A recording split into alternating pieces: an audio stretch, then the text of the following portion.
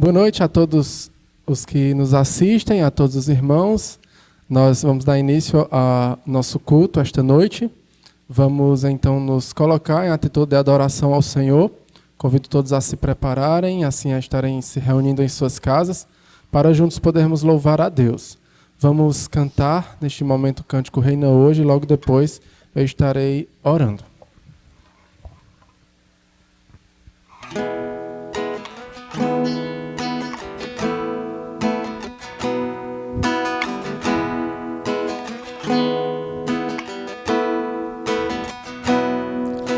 Os reis da terra se prostrarão ante a ti, Senhor. Sim, os poderosos virão a ti e confessarão o teu poder, Senhor, o teu poder, Senhor. Não apenas de palavras, reina hoje. Não apenas de palavras, reina hoje. Reina hoje, reina hoje entre nós. Reina hoje, reina hoje entre nós.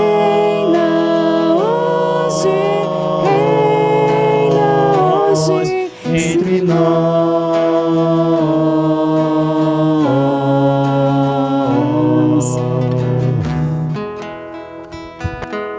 Oremos. Senhor Deus, grandioso Pai, nós louvamos, engrandecemos o Teu nome pelo privilégio que o Senhor nos concede de adorarmos ao Senhor em espírito e em verdade. Nós te damos graças pelo livre acesso que nos é concedido a Ti através do Senhor Jesus Cristo. E também, ó Deus, nós te agradecemos pelo Santo Espírito que está conosco, está em nós e nos auxilia, ó Pai, em nossa adoração a Ti. Nós te damos graças, ó Deus, por todas as bênçãos que o Senhor assim nos concede. Pedimos a Tua direção neste culto, que venhamos assim, ó Deus, a louvar e engrandecer o Teu nome. Em nome de Cristo Jesus nós rogamos. Amém. Amém. Vamos cantar neste momento o cântico que tem por título Quebrantado.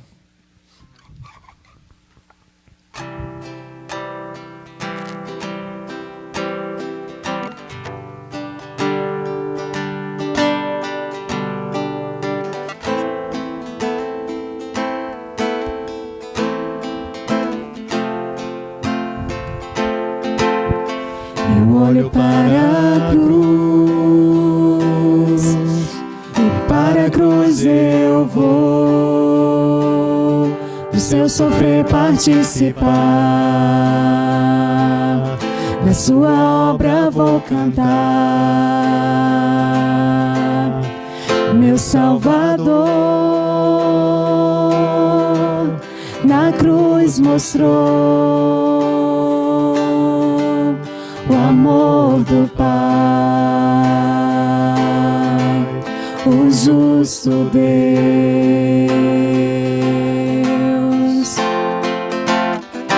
Pela cruz me chamou, gentilmente me atraiu e eu, sem palavras, me aproximo, quebrantado por seu amor.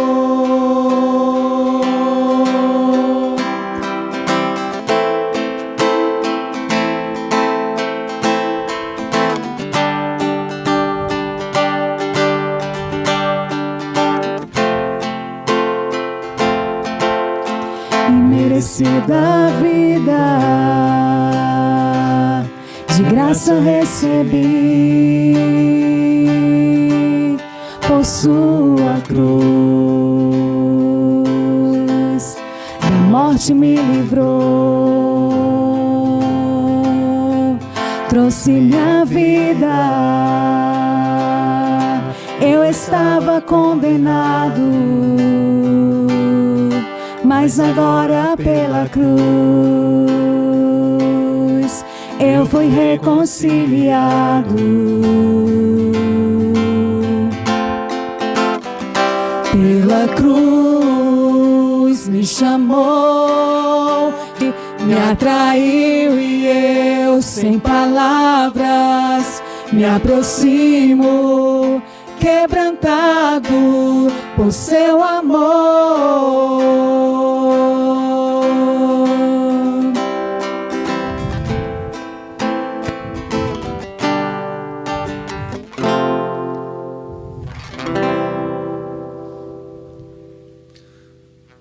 Vamos continuar louvando ao nosso Deus, agora com o cântico Ele nos libertou.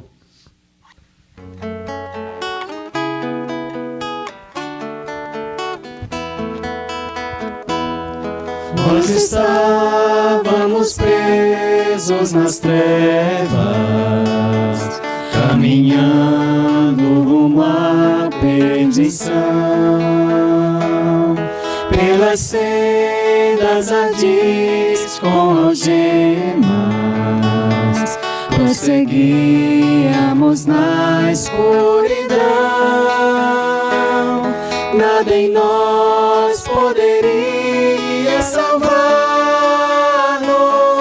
todo esforço seria em vão. Só o Pai poderia livrar-nos e o fez, deu-nos o seu perdão. Ele nos libertou do império das trevas, pode nos livrar, por Jesus pode nos libertar.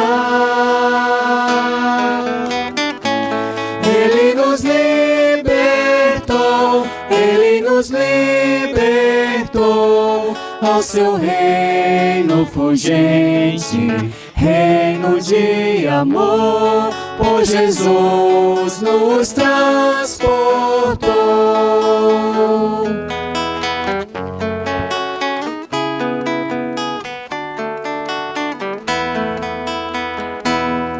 Das algemas libertos agora, o seu reino Jesus nos conduz. O caminho errante de outrora, esqueçamos vivendo na luz. O pecado já não nos governa, já não há em nós condenação. Deus livrou-nos da morte eterna, em Jesus proveu libertação. Ele nos libertou do império das trevas, pode nos livrar, por Jesus pode nos libertar. Ele nos libertou ao seu reino fulgente, reino de amor, por Jesus nos transportou, nos libertou, Jesus nos libertou.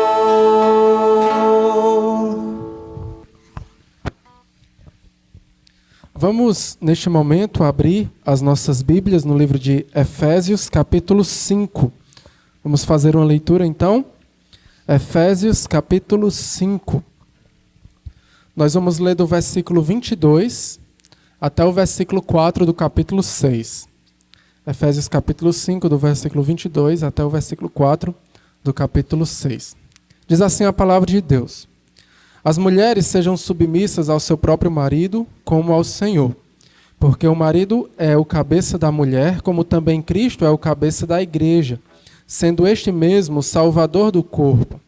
Como, porém, a igreja está sujeita a Cristo, assim também as mulheres sejam em tudo submissas ao seu marido. Maridos, amai a vossa mulher, como também Cristo amou a igreja e a si mesmo se entregou por ela, para que a santificasse, tendo-a purificado por meio da lavagem de água pela palavra, para apresentar a si mesma igreja gloriosa, sem mácula, nem ruga, nem coisa semelhante, porém santa e sem defeito. Assim também os maridos devem amar a sua mulher como ao próprio corpo. Quem ama a esposa, a si mesmo se ama, porque ninguém jamais odiou a própria carne, antes a alimenta e dela cuida, como também Cristo o faz com a igreja, porque somos membros do seu corpo. Eis porque deixará o homem o seu pai e a sua mãe, e se unirá à sua mulher, e se tornarão os dois uma só carne. Grande é este mistério, mas eu me refiro a Cristo e à igreja. Não obstante, vós, cada um de per si, também ame a própria esposa como a si mesmo, e a esposa respeite ao marido. Filhos, obedecei a vossos pais no Senhor, porque isto é justo. Honra a teu pai e a tua mãe, que é o primeiro mandamento com promessa, para que te vá bem e sejas de longa vida sobre a terra. E vós, pais, não provoqueis vossos filhos a ira, mas criai-os na disciplina e na admoestação do Senhor. Amém? Amém.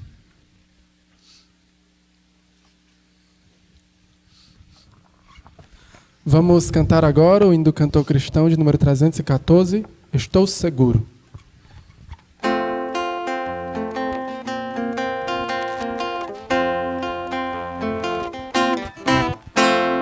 Que consolação tem meu coração, descansando no poder de Deus. Ele tem prazer em me proteger, descansando no poder de Deus.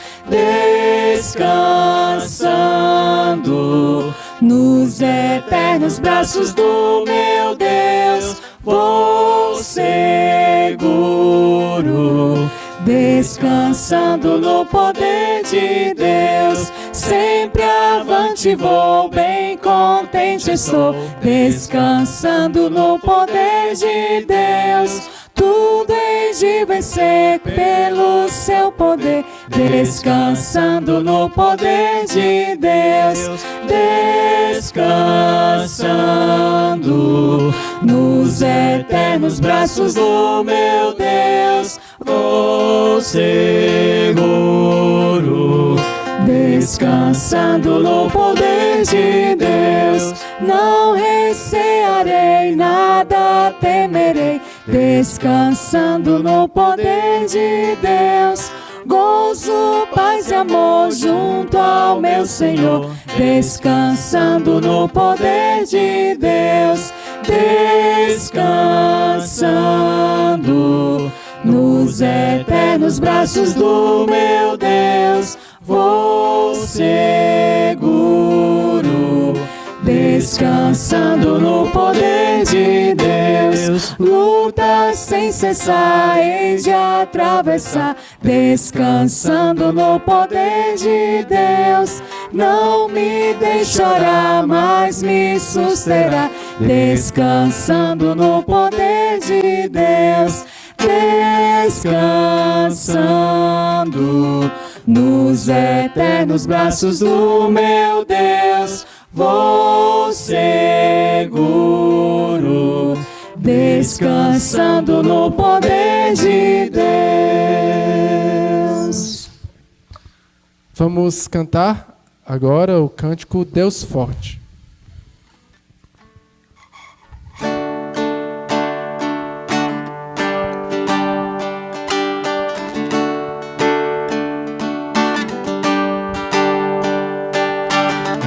Tu és o meu Deus forte, o grande El Shaddai, todo-poderoso Adonai. Teu nome é maravilhoso, conselheiro, príncipe da paz, Yeshua HaMashiach, Deus Emanuel. O pastor de Israel, o guarda de Sião, a brilhante estrela da manhã. Jesus, teu nome é precioso, meu Senhor e Cristo. O nome sobre todos pelo qual existo. Jireh, o Deus da minha provisão. Shalom, o Senhor é a minha paz. Chamar, Deus presente sempre está. É o Elion, outro igual não há. Jeová Rafa, meu Senhor, que cura toda dor. Dizer que no Yahvé minha justiça é. Elohim, Elohim, Deus, no controle está, meu Deus, tudo governa.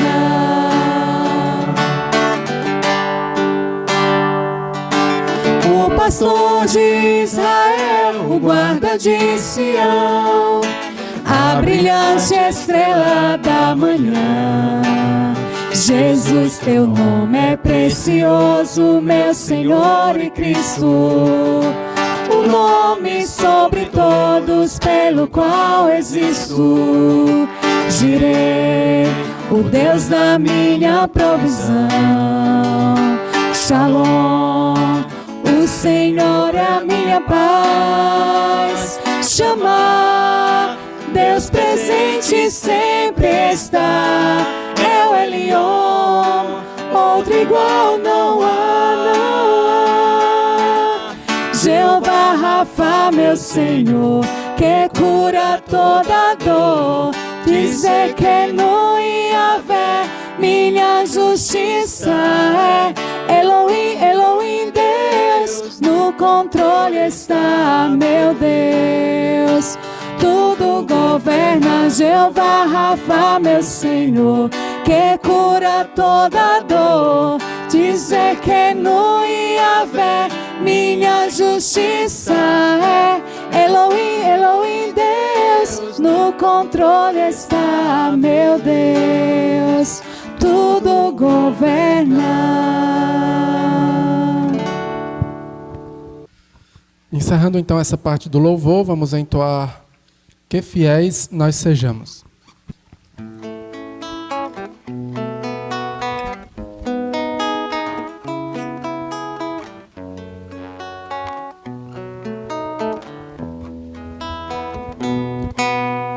Deus não nos força servi-lo em temor, mas dá forças para lhe obedecer.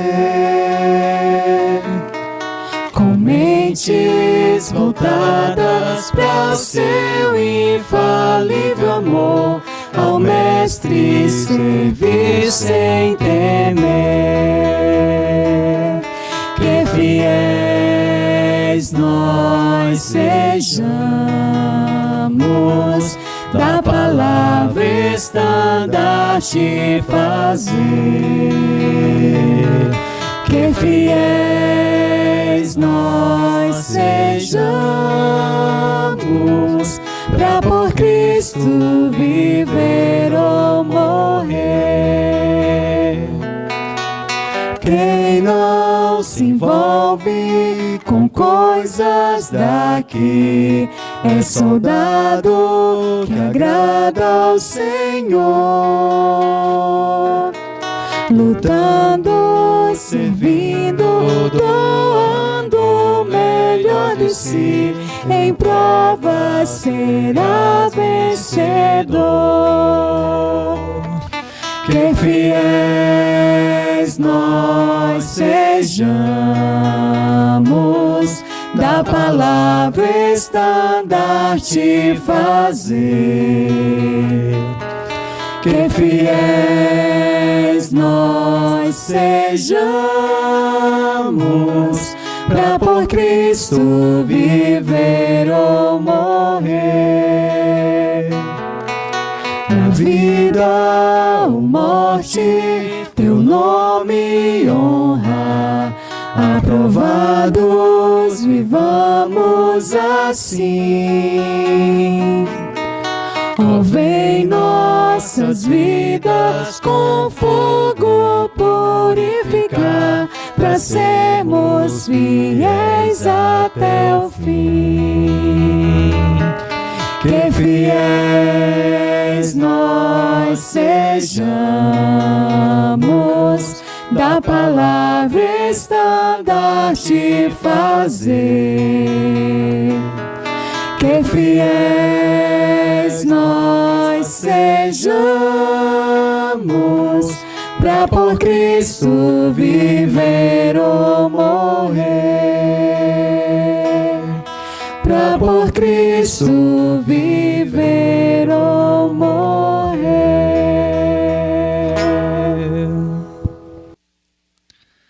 Então, boa noite, meus irmãos. Mais uma vez é um prazer estar aqui com cada um dos irmãos para trazer um pouco da palavra do Senhor.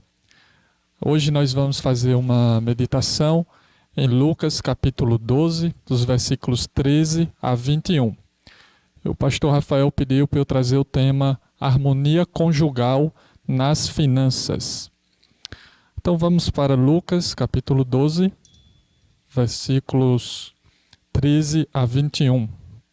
E a proposta aqui é nós fazermos a leitura, dar algumas explicações dentro de 3 lições que eu vou tirar aqui com relação à harmonia conjugal nas finanças.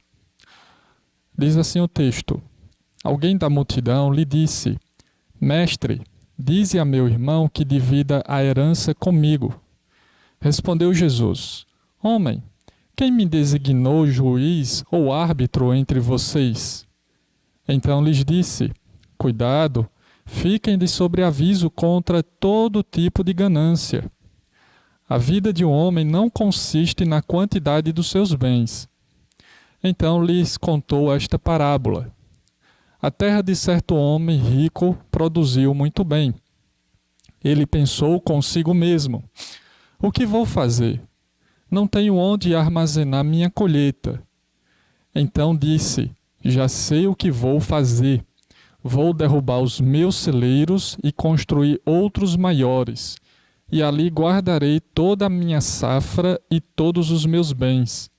E direi a mim mesmo: você tem grande quantidade de bens, armazenados para muitos anos. Descanse, coma, beba e alegre-se. Contudo, Deus lhe disse: insensato, esta mesma noite a sua vida lhe será exigida.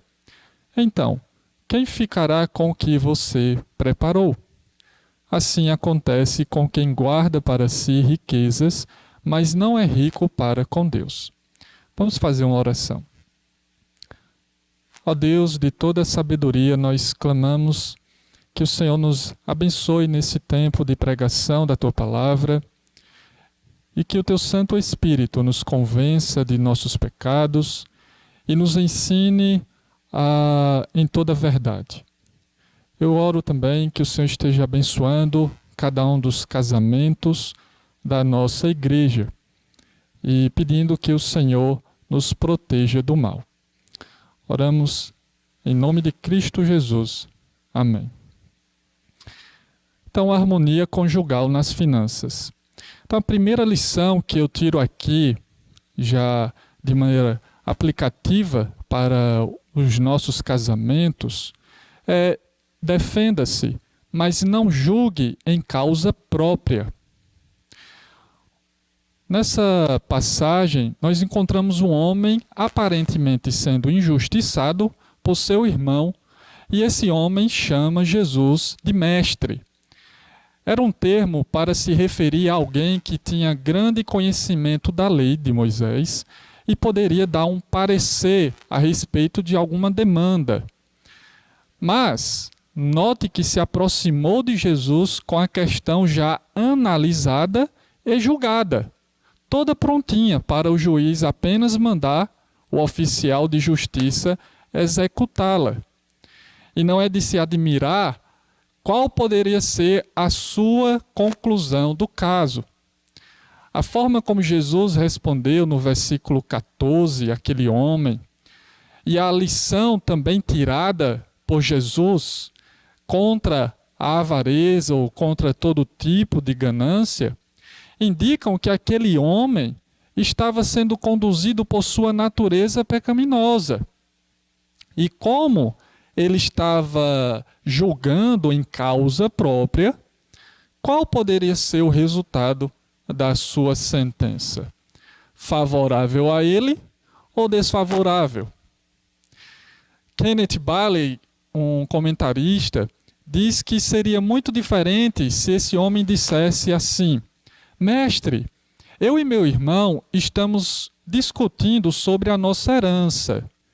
Pode vir à nossa casa para ser o nosso mediador? Se sua fala tivesse sido assim, meus irmãos, então, nesse encontro, cada um apresentaria a sua defesa, cada um apresentaria a sua visão da realidade, daria suas opiniões, suas considerações, etc. Daria a oportunidade do outro falar e deixaria que o mediador julgasse ou desse a orientação do que deveriam fazer. Mas aquele homem, sendo conduzido por seus desejos egoístas e crendo que estava fazendo um juízo imparcial e também um juízo justo, na sua perspectiva, apenas diz a Jesus: ordena ao meu irmão que reparta a herança comigo. Note a maneira como ele fala: ordena. Aplicando aqui ao casamento, dentro do nosso casamento sempre vão surgir questões, sempre vão surgir problemas. Isso é natural, pois são duas pessoas diferentes que geralmente pensam de maneira diferente, possuem gostos diferentes, planos diferentes e etc. A começar que é homem e mulher, sentem também coisas diferentes. Mas a beleza do casamento consiste exatamente nisso. Quando elas, as duas pessoas, mesmo sendo diferentes, buscam de modo pacífico harmonizar suas diferenças e chegar a um acordo, chegar a um consenso. Então a nossa primeira lição cai como uma luva para embelezar o nosso casamento. Defenda-se, mas não julgue em causa própria. Imagine um matrimônio em que cada um julgou uma questão em causa própria. Por exemplo, o homem queria comprar uma moto e a mulher um carro. Mas a família só tinha recursos para comprar um dos dois. Só que acabou que cada um fez o que queria.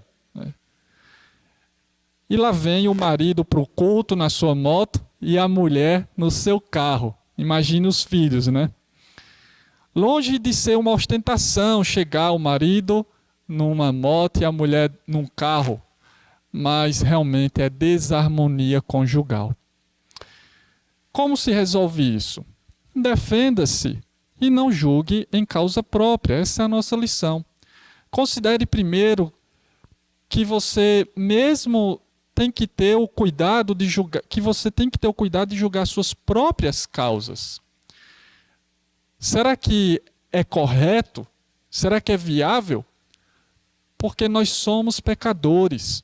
E o pecado, ele mancha, ele deturpa a nossa mente e nos leva a analisar as situações de maneira egoísta. E se eu estou analisando ou se eu estou julgando, né, em causa própria, sendo conduzido pela carne, então qual será a conclusão do meu pensamento? É óbvio que será em meu próprio benefício. E também considere que nós somos limitados em nossa sabedoria, em nossa inteligência.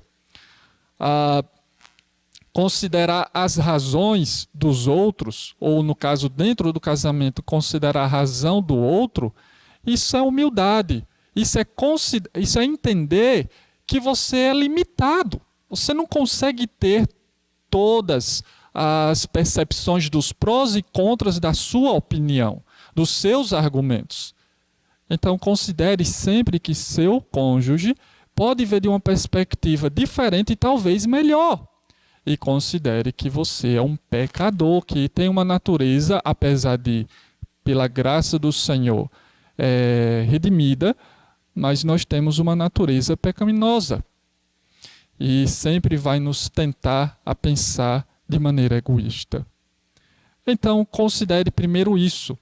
Teu cuidado em julgar em causa própria as demandas que surgem dentro do seu casamento, especialmente na área financeira. Considere a seguinte pergunta: por que não ceder a minha opinião, já que a opinião do meu cônjuge não é uma opinião prejudicial? É só uma questão de gosto. Por que não ceder? Vamos pintar a casa de rosa ou de azul. É uma questão de gosto. Vai prejudicar em quê? Então, para que criar um clima de desarmonia dentro de uma questão como essa, tão simples? E assim você pode refletir nas questões do seu casamento. Se você sabe que não vai ser prejudicial, talvez a carreira seja para quem cederá primeiro. Mas lembre-se que ceder é contra a nossa natureza pecaminosa. E assim é uma luta para sermos humildes. Se não chegarmos a um consenso em nossas questões financeiras dentro do casamento, então, se ninguém ceder, então procure uma mediação. Não julgue em causa própria dentro do seu casamento. Não seja tão injusto e não seja tão tolo, tão insensato. Mas procure uma mediação. Na multidão dos conselheiros, o que é que o provérbio diz? A sabedoria. Então procure uma pessoa experiente, um pastor, um diácono, um irmão que possa dar uma opinião, mostrar uma visão dentro do seu casamento a respeito de uma questão. E assim você está blindando a harmonia dentro do seu casamento. Não deixe para procurar um mediador só lá naquele dia, no fórum, diante do juiz, para fazer as separações dos bens. Quando ele convida, antes de dar seguimento ao processo, para não ser tão demorado, ele convida os dois ali, que já estão decididos a se separarem, convida para uma conciliação ali de bens, uma separação de bens, com quem vai ficar o quê. Mas é tão triste quando nós vemos um casamento se separando, se apartando, se terminando, acabando-se. Né? A nossa segunda lição aqui: nosso relacionamento conjugal é mais importante que a soma do nosso patrimônio. Essa é a nossa segunda lição que nós podemos tirar dessa passagem. Imagine um casal que viveu correndo de um lado para o outro em busca de ganhar mais e mais dinheiro, em realizar mais e mais seus sonhos patrimoniais, suas conquistas terrenas. Fato é que alcançaram tudo o que queriam. Cada um alcançou tudo o que queria, mas tristemente chegaram ao fim da vida sozinhos, cada um para o seu lado. Reconheceram que ao longo da jornada não cultivaram o que era principal: os seus relacionamentos. Não tiveram, por exemplo, vida com Deus. Terceirizaram, por exemplo, a criação dos filhos. Não mantiveram comunhão com seus irmãos da igreja e ainda desprezaram os seus amigos ou as suas amizades. E quanto ao matrimônio, nem me fale. Não haviam conversas devocionais, lazeres, intimidade sexual, e ainda existiam muitas brigas e desencontros. E assim, cada vez mais dentro do seu próprio casamento, problemas e problemas. Suas conversas giravam apenas em torno do dinheiro, em torno das conquistas pessoais de cada um, e sempre, geralmente, terminavam em brigas, porque nunca chegavam a um acordo, a um consenso. E cada um sempre julgando a sua própria causa. E no final, todo mundo tinha razão. Até que se divorciaram. Interessante é que cada um conquistou os seus bens materiais que tanto sonhavam. Seus carros, motos, seus veículos, suas casas, sítios, fazendas, investimentos financeiros, investimentos imobiliários, joias preciosas. Mas a pergunta que não quer calar: valeu a pena? Valeu a pena ter perdido seus relacionamentos em troca dos seus bens materiais? Me parece que essa é uma grande pergunta que podemos fazer a esse texto aqui. O princípio de Jesus é: a vida de um homem não consiste na quantidade dos bens que ele possui. Então, se isso é verdade, e é, porque é a palavra de Deus, então o nosso relacionamento conjugal é mais importante que a soma de todos os nossos bens, de todo o nosso patrimônio. Essa é a lição que o Gary Chapman, no livro Amor e Lucro, Como Organizar as Finanças no Casamento, ele tira.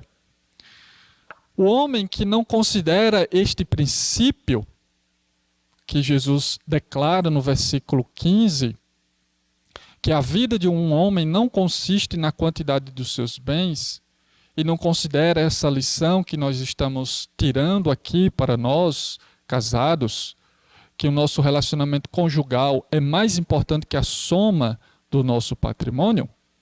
Então, o homem que não considera esse princípio cairá no erro da avareza, que é condenado por Jesus.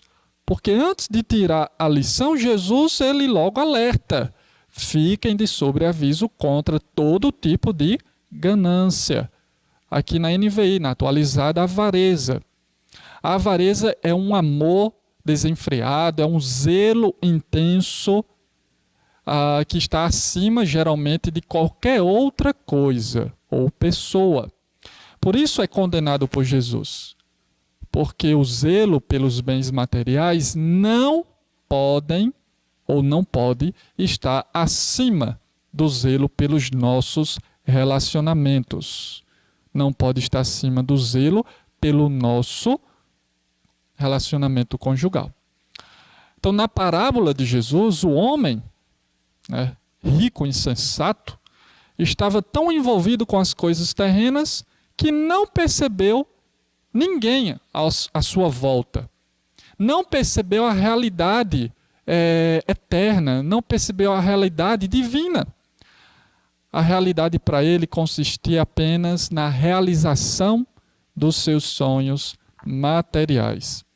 Seu descaso por Deus, então, foi a razão da censura de Jesus Cristo. Louco ou insensato, no versículo 20. Esta noite te pedirão a tua alma. Se ele tivesse cuidado dos seus investimentos aqui nessa terra, sem ter rebaixado o valor dos seus relacionamentos, principalmente o valor do seu relacionamento com Deus, o ser mais importante e o principal relacionamento, teria sido diferente. Jesus não teria censurado ele, mesmo que ele estivesse trabalhando em prol dos investimentos terrenos. Então aqui nós notamos que o principal relacionamento é o relacionamento com Deus, porque Jesus ele não vai falar aqui do relacionamento, você não foi rico para com o seu cônjuge, ou você não foi rico para com seu filho. Então Jesus, ele censura, corrige ele, exorta, na parábola, você não foi rico para com Deus. Então o nosso relacionamento aqui, o nosso relacionamento com Deus é a base para os demais relacionamentos. é a base para o nosso relacionamento conjugal ir bem ou estar bem. É a base também para colocarmos o dinheiro no seu devido lugar. Quando nós nos relacionamos bem com Deus por meio da Bíblia, a palavra de Deus, que é o único canal seguro para a gente se relacionar com Deus, por onde nós o conhecemos, sabemos quem Ele é, e assim confiamos nele por meio da sua palavra, então, e também aprendemos acerca dos seus mandamentos, de como nos relacionar com o nosso próximo. Então nós, baseado nesse relacionamento ajustado com esse Deus eterno, vamos também ter relacionamentos ajustáveis ou ajustados com o nosso cônjuge. Então, Jesus ele deixa claro aqui que aquele homem rebaixou o valor do seu relacionamento com Deus. E esse foi o problema da sua vida. E aí, desse problema, vieram muitos outros problemas. O homem pensava que seria feliz se tivesse mais posses. No entanto, se ele refletisse um pouco mais, nota que ele faz uma reflexão, mas se ele refletisse um pouco mais dentro da perspectiva divina, então ele perceberia que ele estava sendo enganado pela sua própria análise. Por quê? Ora, ele já tinha muitos recursos. Deus o abençoou. A terra de certo homem rico produziu. Quem é que dá o crescimento? É Deus. Então, a terra de um certo homem rico produziu muito, né? Muito bem. Então, Deus estava abençoando. Mas ele não estava analisando, achando que não tinha, ou achando que era pouco. Na verdade, ele estava sendo enganado pela sua própria análise. Lembra o que nós falamos na nossa primeira lição, que a nossa natureza pecaminosa vai nos fazer tanto julgar erradamente as nossas próprias causas, ou sermos tendenciosos, parciais, e ainda vai nos levar aqui a analisar de maneira errada os nossos relacionamentos, ou as prioridades, ou o valor que damos a eles. Ele tinha tantos recursos, tantos que não havia nem espaço mais para guardá-los. Deus o havia abençoado muito, mas ele não era feliz. Só que ele colocou uma condição aqui. A condição de que somente seria feliz, a sua alma viveria regaladamente, descansada, se ele destruísse o que ele tinha e aumentasse mais. Então ele estava colocando a sua felicidade em cima das coisas, o grande erro dele. Para uma pessoa assim que acha que a felicidade está em possuir bens terrenos, ela pode ser dona de todos os recursos do mundo. Imagine um monopólio total. Acho que nunca houve isso na história da humanidade. Um monopólio total. A pessoa é dona de toda a terra e de todos os mares. Monopólio total. Mas ainda assim, se ela atrela a sua felicidade às coisas terrenas, ainda assim ela não é feliz. Porque mesmo ela possuindo toda a terra, ela ainda vai dizer que falta o reino de Deus. Eu preciso conquistar o reino de Deus. O mesmo desejo que Satanás teve no seu coração. Não bastava ser um anjo, braço direito de Deus lá nos céus. Ele queria o reino de Deus. Mas não querer o reino de Deus para adorá-lo por causa desse Deus, porque é a felicidade estar nesse reino, mas por inveja, por cobiça, por orgulho. Então, quando o homem atrela a felicidade a isto, ele nunca vai ser feliz. E além que ele está colocando em segundo plano o que de fato é prioridade. O que Jesus condena aqui não são os bens, que fique bem claro.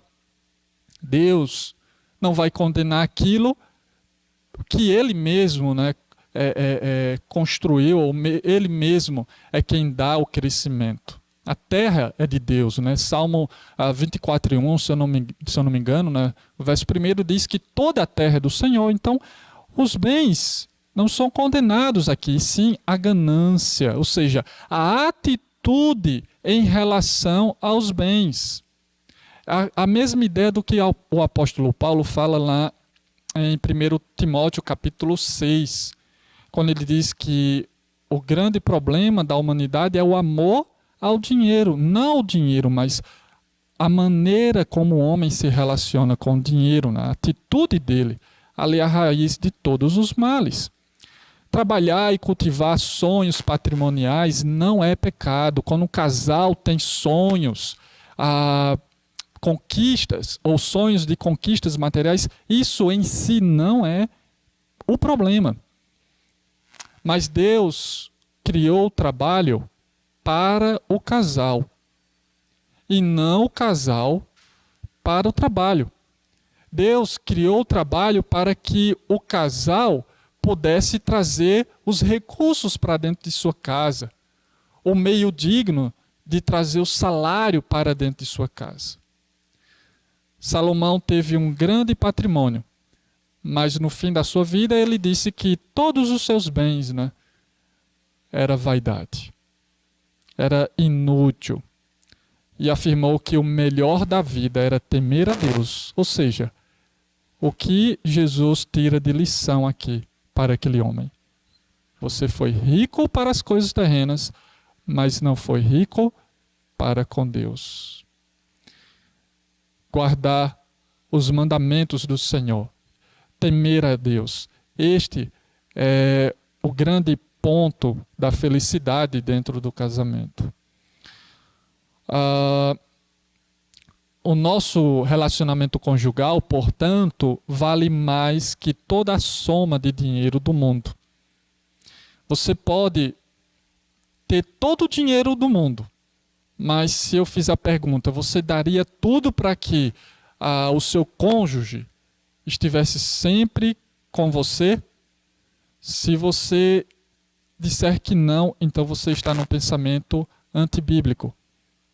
Porque toda a soma de dinheiro, de recursos, não vale mais que o seu relacionamento conjugal.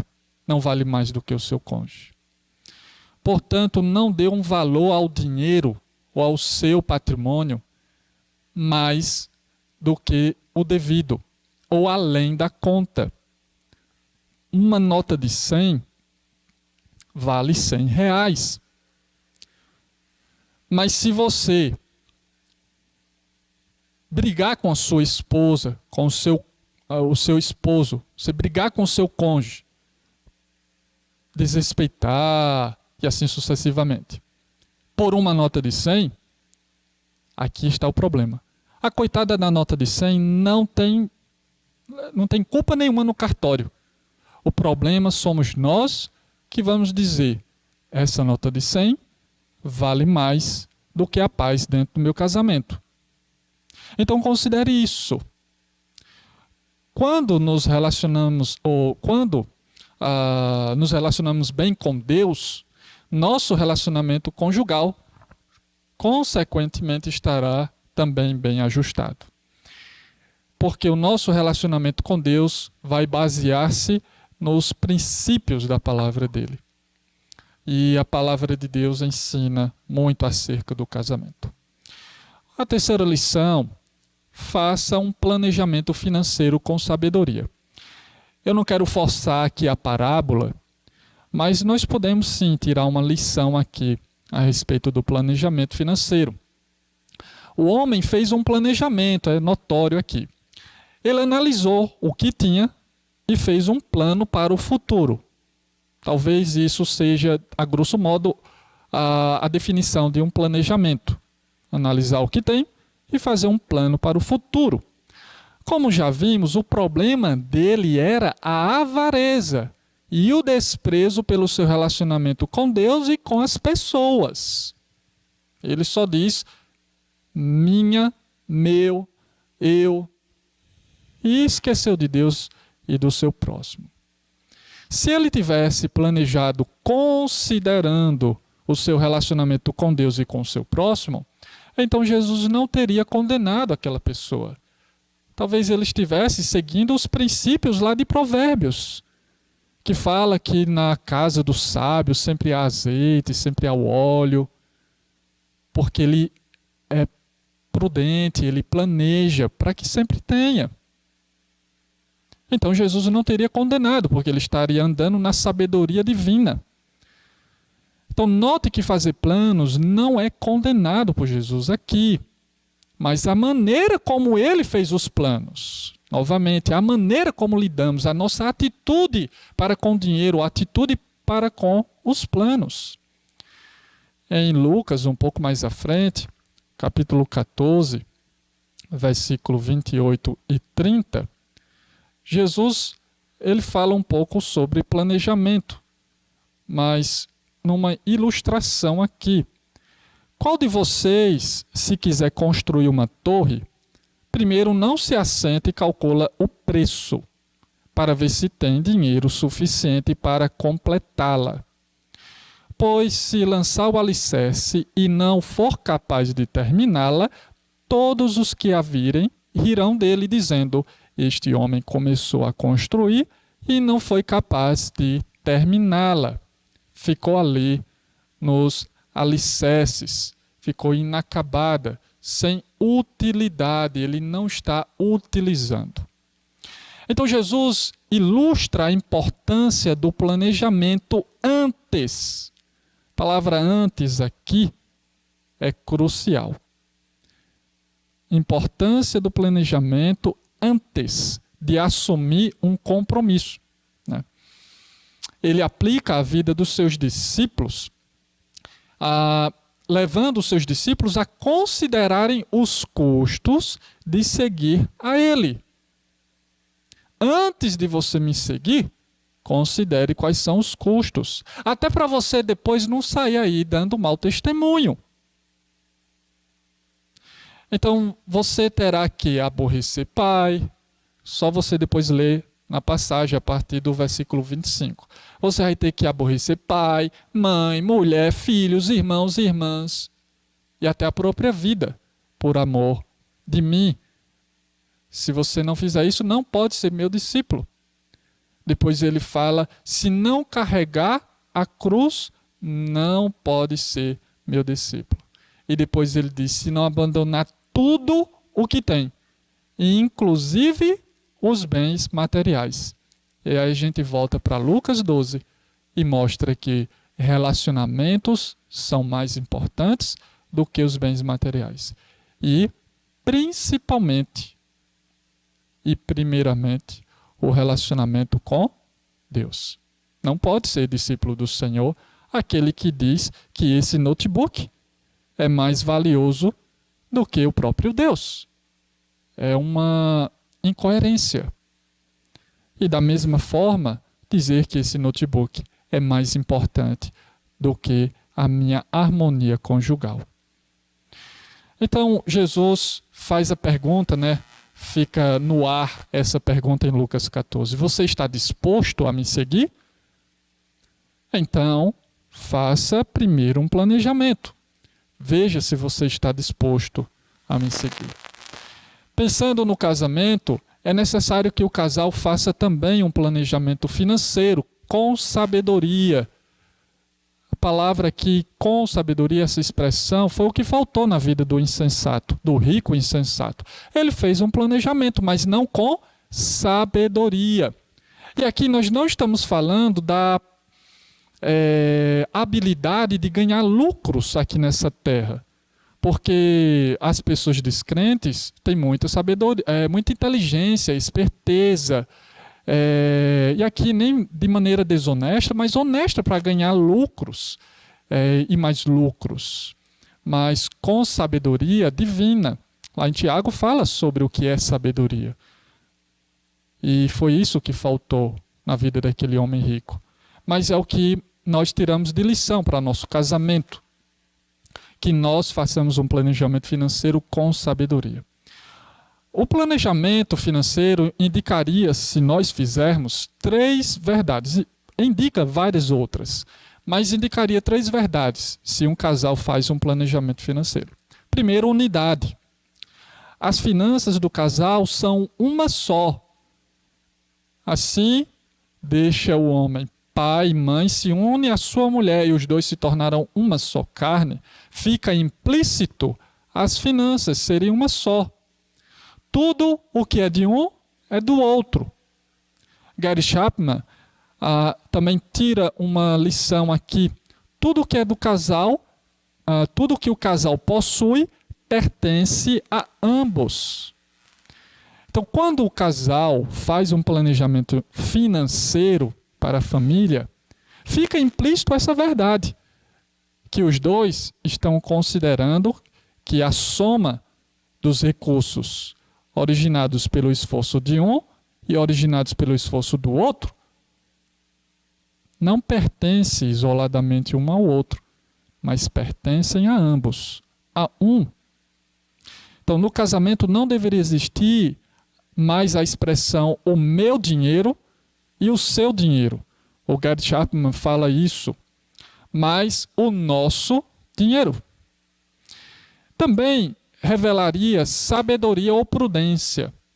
Porque quando se faz um planejamento, você vai evitar fazer escolhas erradas lá na frente.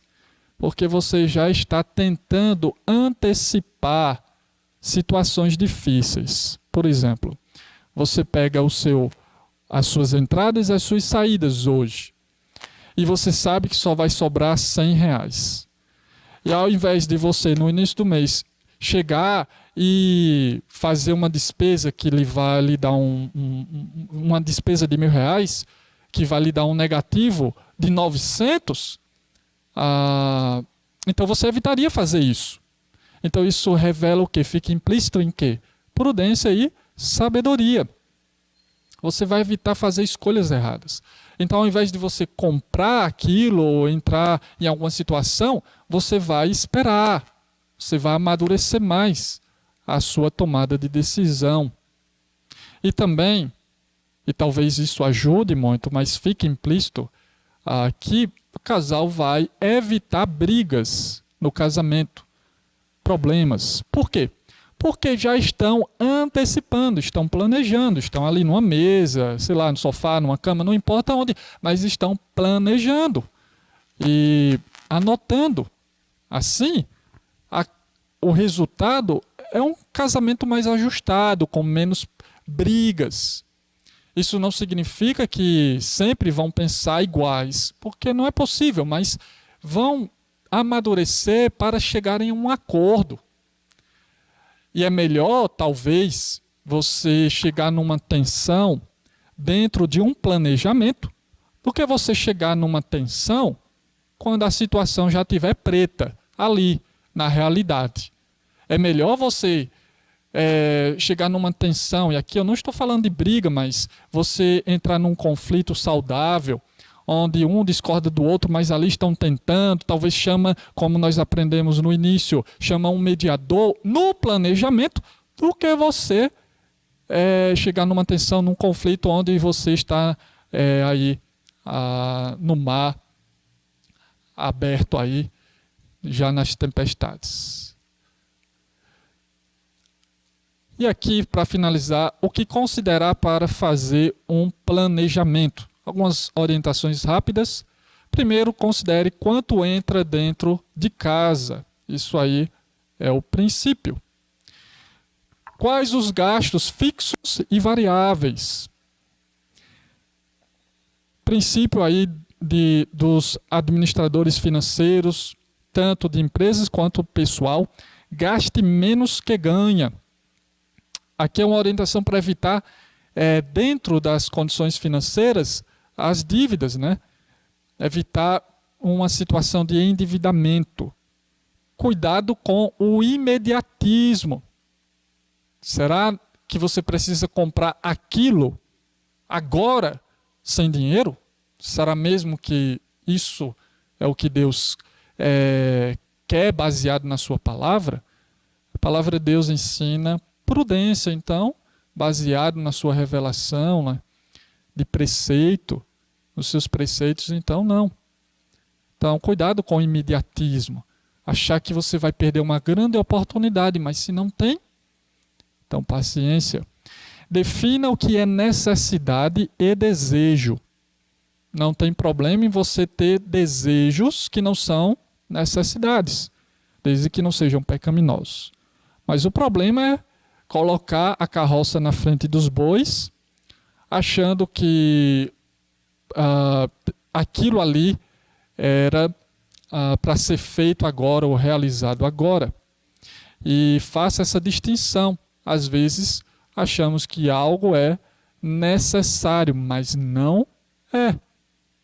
E aí você tem que analisar a sua família, o seu casamento, os seus filhos, porque uma coisa que é necessário para um casal, às vezes não vai ser necessário para o outro casal.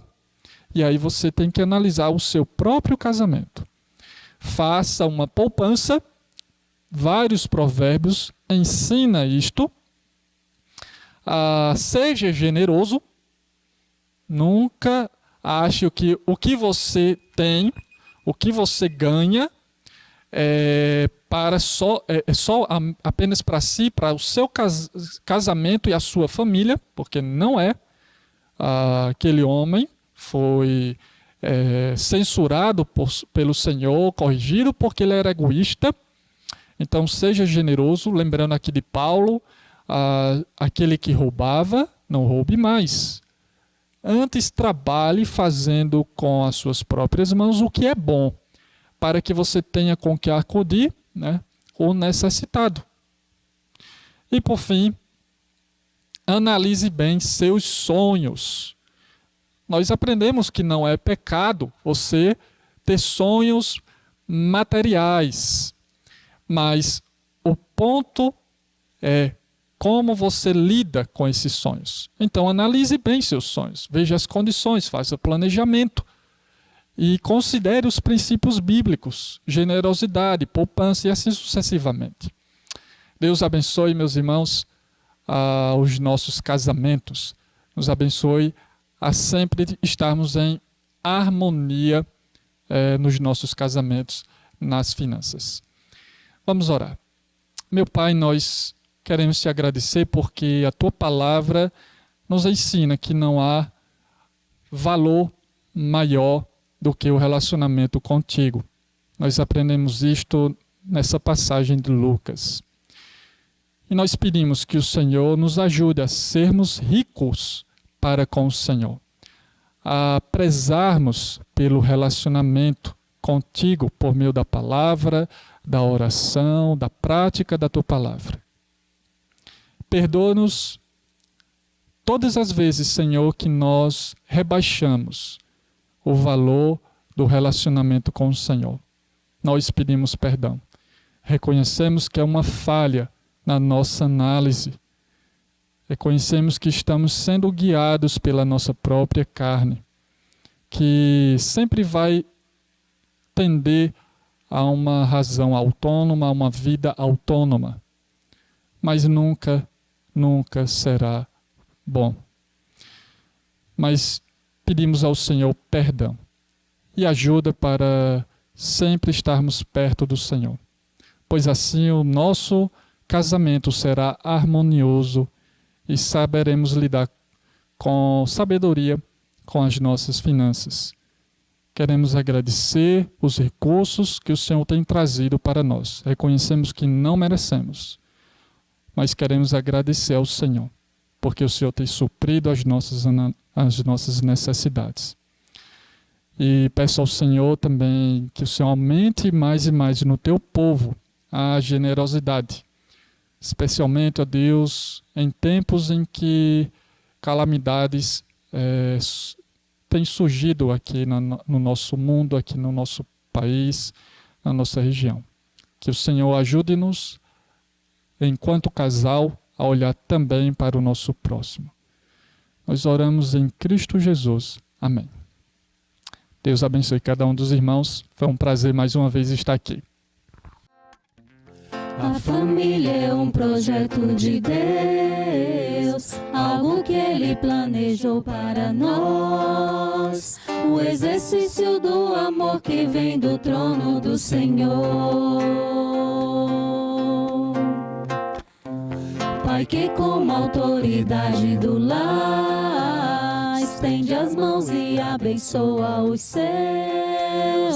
Mãe que é o exemplo de mulher de Deus.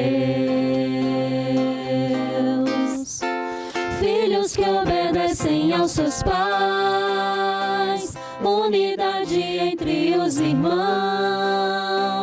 E o casal que se ama e tem Cristo Jesus em primeiro lugar. O inimigo não vai apagar o que o Senhor instituiu. O meu rei é quem age por mim. Minha família pertence a ti. Vem, restaura o que precisa ser tocado por tuas mãos, Senhor. Que a tua graça se renove em mim e também no meu lar.